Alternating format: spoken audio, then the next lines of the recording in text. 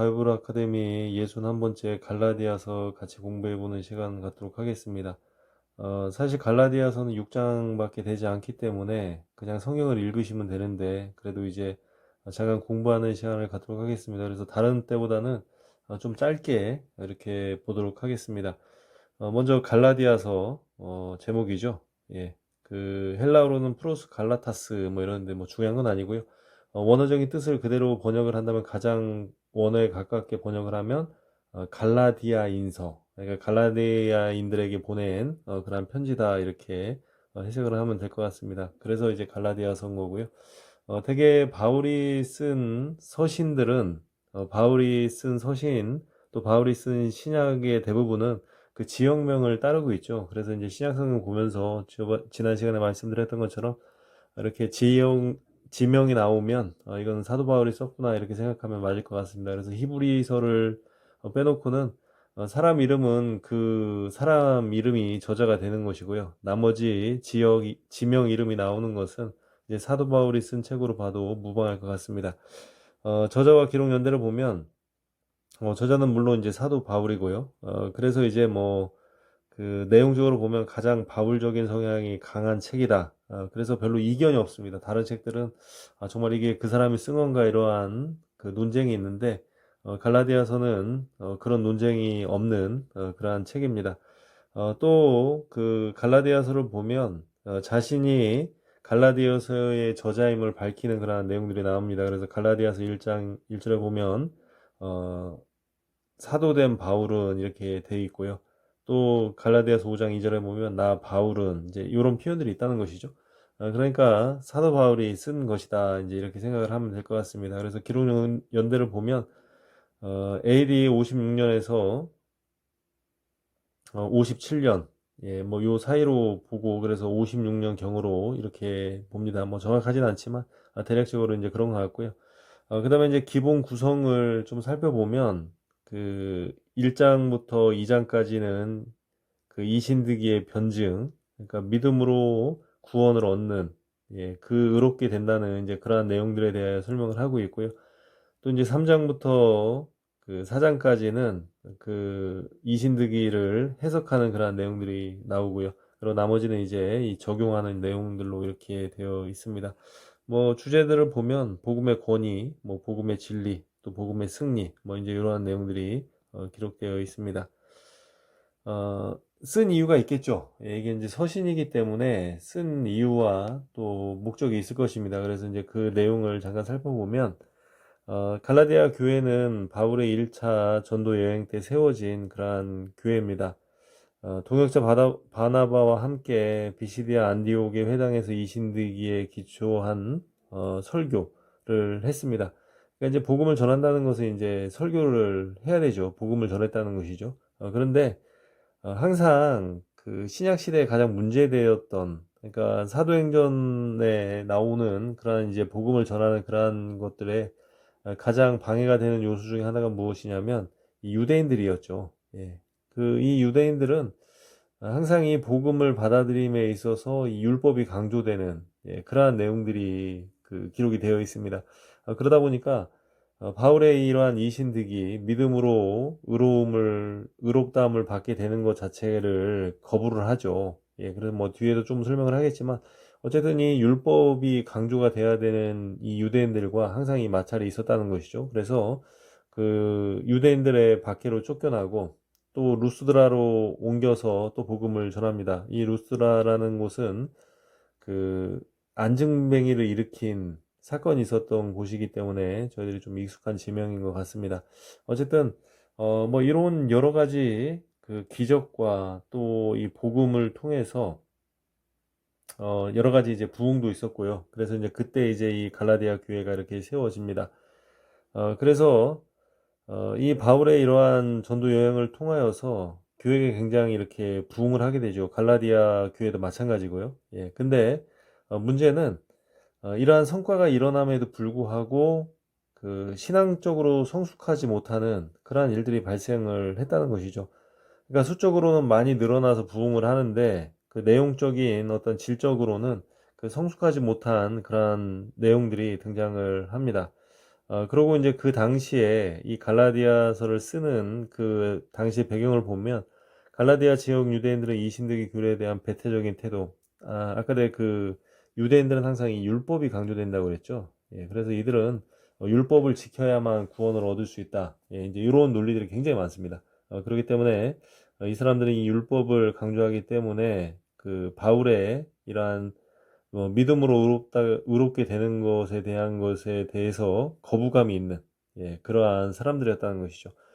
또 반면에 이 비유대인 개종자들, 그러니까 유대인들이 아닌 사람들도 이제 이방인들도 복음을 전한 것이죠. 그래서 그 지역에 살던 사람들이 믿게 되는데 그들에게는 이 굉장히 낯선 교리죠. 이 믿음으로 구원을 얻는다는 것. 예, 그래서 이제 이러한 이해가 부족한 그러한 상태들이고요. 이러한 상태 속에서 바울이 이제 이 갈라디아를 떠난 후에, 갈라디아 교회를 떠난 후에 그 율법주의를 신봉하는 거짓 교사들의 이 가르침 때문에 이게 미혹이 되었다는 것이죠.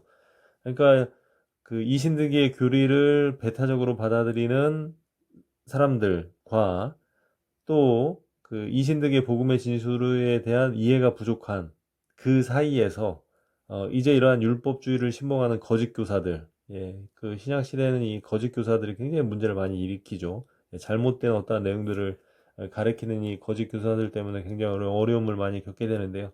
마찬가지로 이 갈라디아 교회에도 이러한 거짓 교사들이 활동을 했다는 것이죠.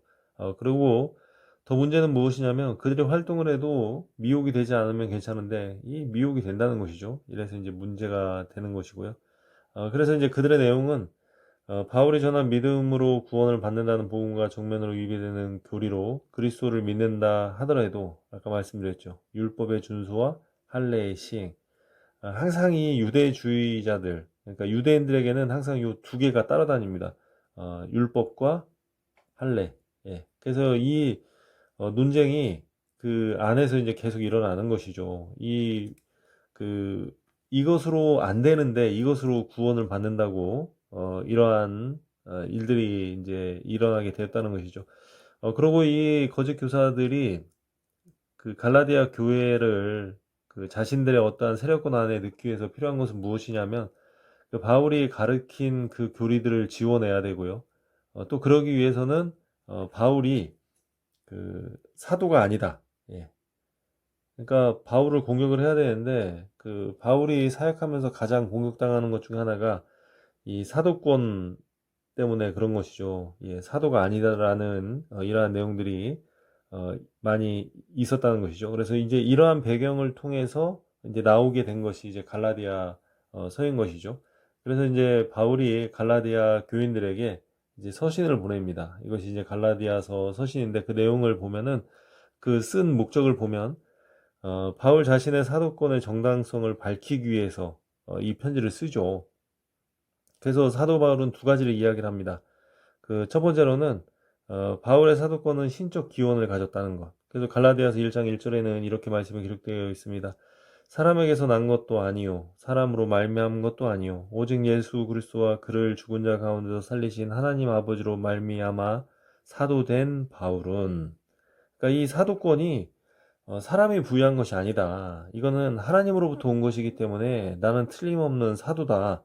이렇게 이야기를 하는 것이고요.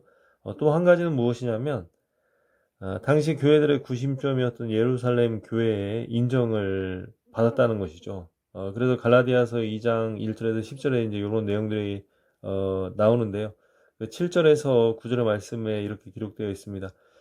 도리어 그들은 내가 무할례자에게 복음 전함을 맡은 것이 베드로가 할례자에게 맡은과 같은 것을 보았고, 그러니까 베드로는 이제 유대인들에게 복음을 전했다는 거고, 또 사도 바울이 이제 유대인들이 아닌 이방인들에게 그 일을 맡게 된, 그러니까 하나님께서 베드로에게는 그 유대인들에게 그러한 복음을 전할 수 있는 그러한 길을 여신 거고, 이제 사도 바울은 이방인들에게 복음을 전하는 그러한 사람으로 그 부름을 받았다. 그래서 이것을 사도들이 인정을 했다. 그 예루살렘에서 그것을 인정했기 때문에 공식적으로도 자기 자신은 사도다. 이렇게 사도 바울은 그 사도권을 주장을 하는 것이죠. 또 한 가지 더 본다면 수석사도로 여겨졌던 베드로를 책망한 내용이 나옵니다. 갈라디아서 2장 11절에 보면 게바가 안디옥에 이르렀을 때 책망받을 일이 있기로 내가 그를 대면하여 책망하였노라. 이 책망의 내용은 그 이방인과 유대인을 동일하게 동등하게 대우를 해줘야 되는데 그 베드로가 안디옥에서 그렇게 하지 않았다는 것이죠. 그것을 이제 책망을 했다는 것이죠. 여기서 책망했다는 그 의미는 무엇이냐면 같은 사도로서 서로 잘못을 지적할 수 있는, 그러니까 사도라는 것이죠. 예, 사도라는 것을 강조하기 위해서 그 바울이 이제 이러한 것들을 한 것이고요. 또 이 서신을 쓴 그 목적을 보면 자신이 전한 복음의 정당성을 입증하기 위해서 이 서신을 썼다는 것이죠. 그 이유가 무엇이냐면 그 사도 바울이 전한 복음이 무엇입니까? 어, 믿음으로 말미암아 의롭게 된다는 것이죠. 예, 그래서 거기에 있는 사람들이 말하는 거짓 교사들이 말하는, 예, 이제 고로한 할례와 같은 율법적 의식을 결합시키려는 거짓 교사들의 그릇된 가르침의 잘못을 지적을 하는 것이죠. 그러니까 오직 믿음이면 되는데 그 믿음에 다른 어떠한 것으로 구원을 받는다고 하는 그러한 모든 것들이 잘못되었다는 것을 이야기를 하고 있는 것입니다. 또 자신이 전한 복음이 율법으로 완성시키는 그리스도의 십자가에 근거한 것임을 밝히고 있습니다. 그러니까 그리스도의 십자가라는 것은 복음이죠. 그 이 복음을 강조하기 위해서 이제 하는 말이고요. 갈라디아서 3장 1절에 이렇게 되어 있습니다. 어리석도다 갈라디아 사람들아, 예수 그리스도께서 십자가에 못 박히신 것이 너희 눈앞에 밝히 보이거늘 누가 너희를 꾀더냐. 이제 이런 말씀이 있는데 이 말씀의 뜻은 무엇이냐면 이 갈라디아 사람들이 복음을 통해서 구원을 받게 되죠. 예수 그리스도를 알게 되었는데 그것이면 충분한데 여기에 복음이 아닌 율법을 통해서 어떠한 일들을 하려고 하는 거짓 교사의 미혹을 받은 이제 그것에 대해서 사도 바울이 굉장히 분노하면서 이제 이러한 내용들을 쏟아내는 것이죠. 그래서 처음에 너희들이 믿었던 그 복음, 그 복음으로 너희들이 예수님을 알게 된 거 아니냐. 예, 그래서 이제 그것을 회복하라고 이렇게 이야기를 하고 있는 것입니다. 믿음으로 의롭게 됨을 밝히기 위해서 또 이 내용이 쓰여져 있는데요. 그 구원의 필수 요건으로 율법 준수를 요구하는 율법주의자들의 주장과는 달리 구원은 오직 믿음으로 말미암아 이루어짐을 다시 한번 강조. 예, 그러니까 사도 바울은 처음부터 끝까지 복음으로 구원을 받는다는, 그러니까 믿음으로 구원을 받게 되는 이제 이런 것을 주장을 하는 것이고요. 유대 거짓 거짓 교사들은 그것만으로는 안 된다. 예, 율법과 또 이러한 할례, 이러한 것들을 통해서 구원을 받는다. 이제 이러한 것이죠. 그리고 사실 이러한 생각들은 자신들이 선민이라고 생각하는 거기에서 나온 것이거든요. 그래서 율법도 그 자신의 어떠한 선민으로부터 나온 것이고 또 할례도 자신들이 선민이기 때문에 그러한 일을 행한다. 이제 이러한 그 뿌리 깊은 자신들의 어떠한 그 내용 속에서 나오는, 그래서 그것들이 이제 계속 강조를 하는 그러한 이제 다툼이 계속 반복되고 있는 것을 볼 수가 있습니다. 또 이 갈라디아서를 쓴 이유는 참된 성도는 율법에서 자유케 됨을 밝히기 위해서 썼다는 것이죠. 율법은 자체로는 구원을 주지 못한다는 것. 그러나 이 율법은 죄가 무엇인지를 알게 하는 그러한 목적을 가지고 있다. 예. 그러니까 율법이 없으면 안 되죠. 율법이 있어야 죄를 알 수 있기 때문에 율법은 꼭 필요하지만 율법은 그것으로 끝이라는 거예요. 예. 그것을 넘어서는 어떠한 능력이 나타나는 그러한 것은 아니라는 것이죠.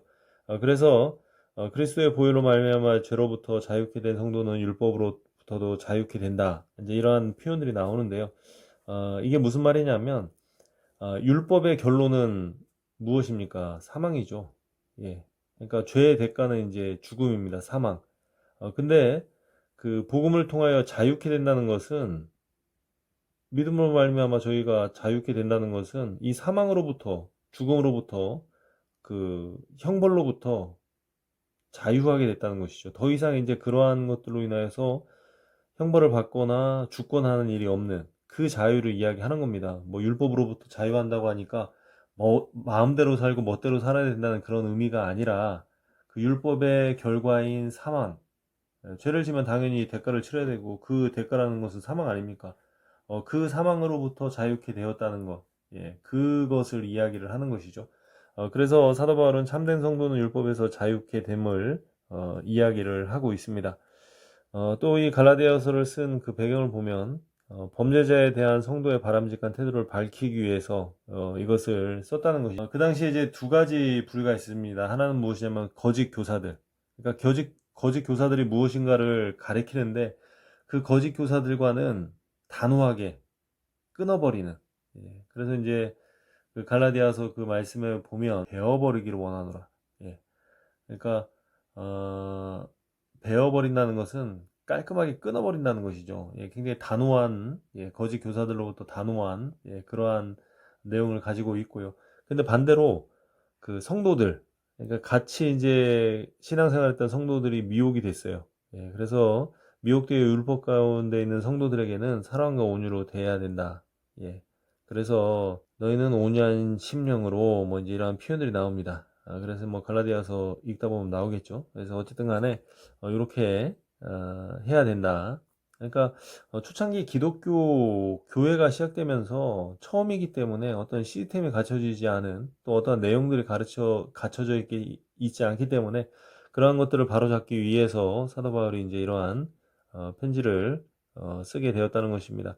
뭐 이제 여기까지 보시면 될 것 같고요. 그 이제 계속 나오는 말 중에 율법과 복음에 대해서 이제 계속 이야기를 하고 있거든요. 그래서 율법과 복음에 대해서 간략하게 좀 정리를 해보겠습니다. 저희들이 율법이라고 하는 것은 무엇이냐면 선과 악의 기준을 율법이라고 하는 것입니다. 그래서 이 율법은 범죄의 대가가 무엇인지를 객관적으로 규정을 합니다. 범죄의 대가가 무엇입니까? 사망입니다. 그러니까 율법은 그 사망을 이야기를 하는 것이죠. 죄를 졌으니까 당연히 죽어야 된다. 이제 그런 것이고. 근데 저희들이 이제 착각하는 것 중에 하나가 무엇이냐면 율법 하니까 이것은 구약의 모세 율법으로만 생각하는 경향이 있는데 사실 그 율법의 범위가 이렇게 모세 오경이나 예, 그 모세 오경에 나오는 그러한 율법으로만 제한되는 것은 아닙니다. 그래서 그 율법은 하나님께서 자연 만물과 우리의 양심에 새겨진 법에서부터 구약율법, 그 모세율법, 그 양심의 법과 또 모세율법, 그리고 예수님께서 말씀하신 산산수훈의 교훈 등, 그러니까 모든 것들이 다 포함이 된다는 것이죠. 그러니까 하나님께서 인간의 행위 규범으로 선악의 기준으로 주신 모든 법을 다 포함하는 것, 예, 이것을 율법이라고 하는 거예요. 그러니까 율법이라는 것이 단순히 그 모세가 받았던 율법뿐만 아니라 예수님이 가르쳐셨던 그러한 내용들도 이 율법의 큰 범주에 포함이 된다는 것이죠. 그럼 복음은 뭐냐? 복음에 대해서 이제 여러 번 설명을 했지만 좀 요약을 한다면 예수께서 죄인된 우리의 구원을 위해 죄인 우리가 받아야 할 형벌을 대신 치러 주셨다는 좋은 소식. 예, 이것이 이제 복음인 것이고요.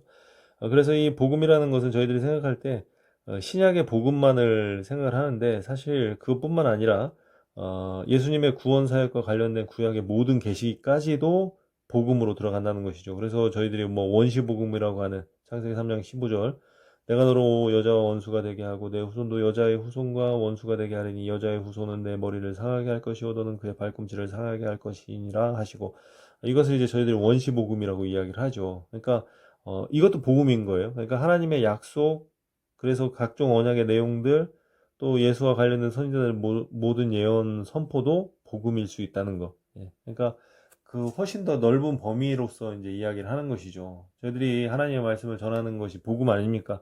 그것이 그 확대된 범위로 이 모든 것들이 다 복음의 범주에 들어간다는 것, 예, 이렇게 생각을 하시면 될 것 같고요. 율법과 복음의 관계, 이제 이것을 좀 정립을 해 놓으시면 좋을 것 같습니다. 그러니까 율법은 무엇이냐면 두 개 다 목적은 같아요. 그 어떤 목적이 같냐면 죄인의 구원이라는 예, 하나의 주제로 통일이 된다는 거예요. 그러니까 율법도 구원을 위해서 주신 것이고요. 그러나 율법만으로는 안 되죠. 이제 요거를 이해를 해야 되고요. 복음도 마찬가지로 이 율법을 완성함으로 인하여서 예, 구원을 이루게 하는. 그러니까 이 율법과 복음은 이 구원이라는 주제로 통일이 된다는 거. 예, 요거를 이렇게 기억을 하시면 좋을 것 같고요. 예, 그래서 이 율법은 인간에게 선과 악의 기준을 제시하여 인간이 왜 죄인인지, 그러니까 율법이 없으면 왜 무엇이 죄인지를 모르잖아요. 예, 그렇기 때문에 이 율법을 알아야 되는 것이고요. 또 이 율법은 그 형벌을 규정합니다. 그 형벌이라는 건 사망이죠. 죄는 무조건 죽게 되어 있습니다. 예. 저희들이 이제 죄로 인하여서 죽음이 들어온 거 아닙니까? 그러니까 무조건 죽게 되는 거예요. 그래서 이러한 것들을 규정하는 것이 율법이고 이것이 없으면 예, 복음이 들어올 수가 없는 것이죠. 예, 이 내가 죄인이고 그래서 내가 죽을 수밖에 없다는 것을 알아야만 이제 복음이 이제 비로소 이제 필요한 것이죠. 예, 그렇기 때문에 율법은 율법으로 구원은 얻을 수 없지만 율법이 없이 또 구원이 이루어지지는 않는다는 것. 예, 그러니까 한계성은 있는 것이죠. 율법은 그 구원을 주시기 위해서 주신 것인데, 근데 율법은 그 죄를 깨닫게 하고 또 그 죄의 결과에 대해서 이야기를 하고 있고요. 여기에 이제 복음이 더해지면서 이제 이것이 이제 구원이라는 이제 이러한 것들이 된다는 것이죠. 그러니까 그 율법에서 출발을 해야 되는 거예요. 예. 그래서 복음을 통과해서 구원이라는 결과를 예, 저희들이 이루게 된다는 것, 이것을 기억을 하시면 될 것 같고요. 여기까지 하겠습니다. 뭐 갈라디아서는 길지 않기 때문에 그냥 읽으시는 게 더 빠르실 것 같아요. 근데 요거 두 가지 정도는 좀 그 암송해 주시면 좋을 것 같습니다. 예, 갈라디아서 2장 20절. 내가 그리스도와 함께 십자가에 못 박혔나니 그런즉 이제는 내가 사는 것이 아니오 오직 내 안에 그리스도께서 사시는 것이라. 이제 내가 육체 가운데 사는 것은 나를 사랑하사 나를 위하여 자기 자신을 버리신 하나님의 아들을 믿는 믿음 안에서 사는 것이라. 이 말씀 하나 암송해 주시고요. 또 하나 갈라디아서 5장 22절 오직 성령의 열매는 사랑과 희락과 화평과 오래 참음과 자비와 양선과 충성과 온유와 절제니 이 같은 것을 금지할 법이 없느니라. 성령의 9가지 열매 이것도 이렇게 암송을 해주시면 좋을 것 같습니다. 예, 여기까지 하도록 하겠습니다. 예, 목요일 날 뵙도록 하겠습니다. 평안하세요.